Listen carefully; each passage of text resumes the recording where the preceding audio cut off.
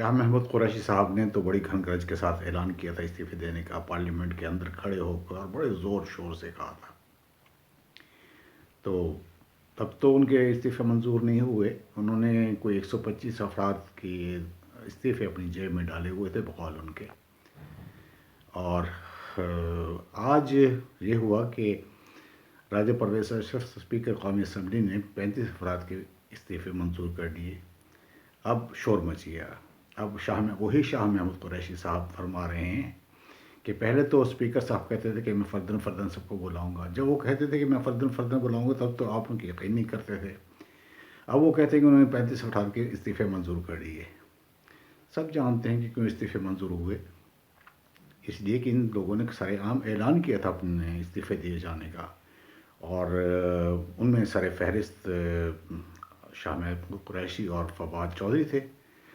بلکہ ان کے بھی استعفے تو اسی وقت منظور کر لینے چاہیے تھے. لیکن یہ تو میرے جیسے سیاسی تجزیہ نگار کا کہنا ہے نا. لیکن یہ تو سیاستدان ہیں. انہوں نے چند روز پہلے جو تحریک انصاف نے دھمکی دی تھی کہ اب ہم شہباز شریف کی حکومت کو گرائیں گے اور شہباز شریف کو کہیں گے کہ وہ اعتماد کا ووٹ لیں، تو انہوں نے سرپرائز دے دیا. انہوں نے 35 افراد کے استعفے منظور کر دیے.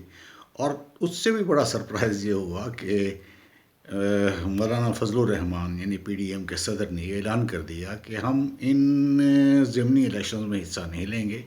اور رانا ثناء اللہ نے کہا کہ بھائی 2-3 ماہ کے لیے کون الیکشن لڑے.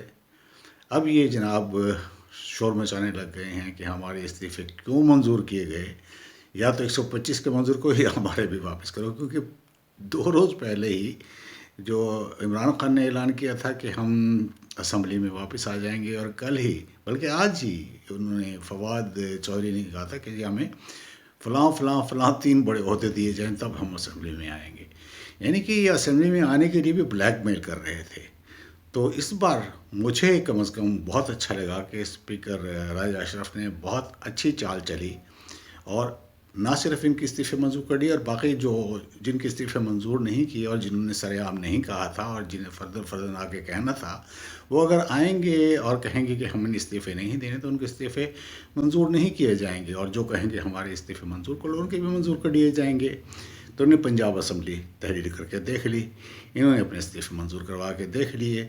یہ اب کے پی کی بھی اسمبلی بھی توڑ دیں، تحلیل کر دیں، انتخابات ضمنی الیکشن ہونے لگیں گے، یہی خود ہی اس میں حصہ لیں گے، خود ہی دوبارہ منتخب ہو جائیں گے، اور خود ہی 2 ماہ بعد جو ہے نا فارغ ہو جائیں گے. انتخابات وہیں کہیں اگست ستمبر اکتوبر میں جا کے ہوں گے. بلکہ میں آج بھی کہتا ہوں کہ ممکن ہے انتخابات 2024 میں ہوں. میری خوشی کا عالم یہ نہ سمجھیں کہ میں تحریک انصاف کی اس طرح چین بچی یا جزبز ہونے پہ خوش ہو رہا ہوں. میری خوشی اس بات میں ہے کہ معاملات آئین کے حوالے سے ہو رہے ہیں. آئین میں جس طرح کہا گیا ہے کہ اگر کوئی استعفیٰ دے تو اس کی عندیہ لیا جائے، تو ان کا عندیہ تھا، انہوں نے سر عام کہا تھا، ان کے استعفے منظور ہو گئے. اور باقی لوگ بھی کہیں نہ کہیں کہتے رہے تھے.